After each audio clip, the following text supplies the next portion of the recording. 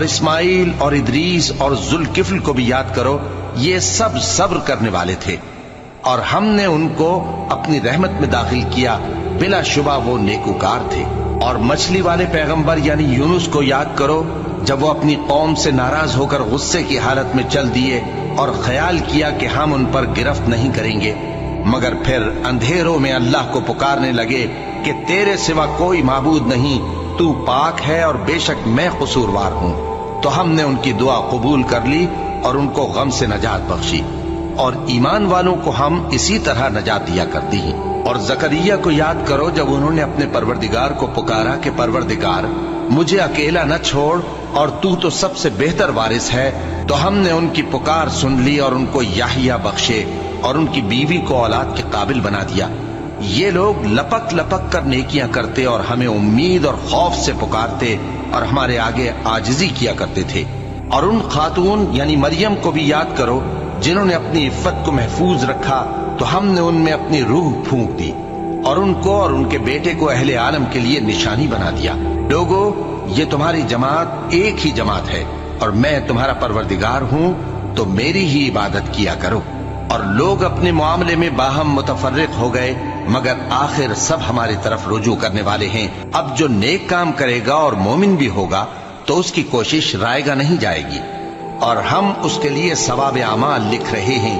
اور جس بستی والوں کو ہم نے ہلاک کر دیا، محال ہے کہ رجوع کریں، وہ واپس نہیں آئیں گے، یہاں تک کہ یاجوج اور ماجوج کھول دیے جائیں اور وہ ہر بلندی سے نیچے آ رہے ہوں، اور قیامت کا سچا وعدہ قریب آ جائے تو ناگہاں کافروں کی آنکھیں پھٹی کی پھٹی رہ جائیں اور کہنے لگیں کہ ہائے شامت،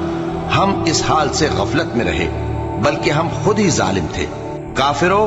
اس روز تم اور جن کی تم اللہ کے سوا عبادت کرتے ہو دوزخ کا ایندھن ہوں گے، اور تم سب اس میں داخل ہو کر رہو گے۔ اگر یہ لوگ در حقیقت معبود ہوتے تو اس میں داخل نہ ہوتے، سب اس میں ہمیشہ رہیں گے، وہاں ان کو چلانا ہوگا اور اس میں کچھ اور نہ سن سکیں گے۔ جن لوگوں کے لیے ہماری طرف سے پہلے بھلائی مقرر ہو چکی ہے،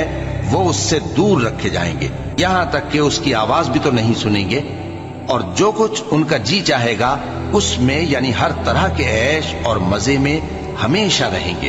ان کو اس دن کا بڑا بھاری خوف غمگین نہیں کرے گا، اور فرشتے ان کو لینے آئیں گے اور کہیں گے کہ یہی وہ دن ہے جس کا تم سے وعدہ کیا جاتا تھا، جس دن ہم آسمان کو اس طرح لپیٹ لیں گے جیسے خطوں کا تومار لپیٹ لیتے ہیں۔ جس طرح ہم نے کائنات کو پہلے پیدا کیا تھا اسی طرح دوبارہ پیدا کر دیں گے۔ یہ وعدہ ہے جس کا پورا کرنا لازم ہے،